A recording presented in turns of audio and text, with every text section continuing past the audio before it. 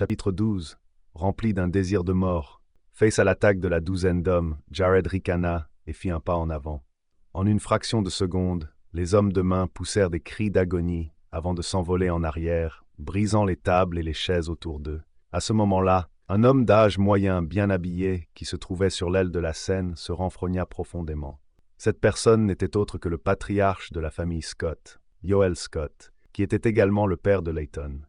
Il était lui-même un adepte des arts martiaux et pouvait donc dire que les capacités de cet homme n'étaient pas à sous-estimer. Dans le salon privé du 3e étage, William fronça les sourcils en entendant des bruits de fracas en provenance de l'étage inférieur.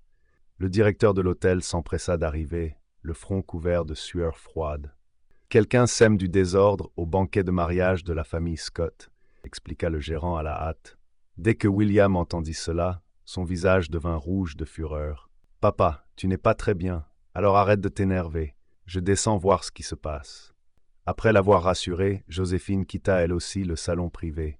Pendant ce temps, plus d'une douzaine d'agents de sécurité entouraient Jared dans la salle de banquet du 2e étage. Le directeur s'est approché en trottinant, en s'inclinant, et fondit en excuses devant Yoel. « Je suis vraiment désolé, monsieur Scott. Je ne m'attendais pas à ce que quelqu'un ait l'audace de venir semer le trouble au mariage de votre fils. Je vais le mettre dehors tout de suite.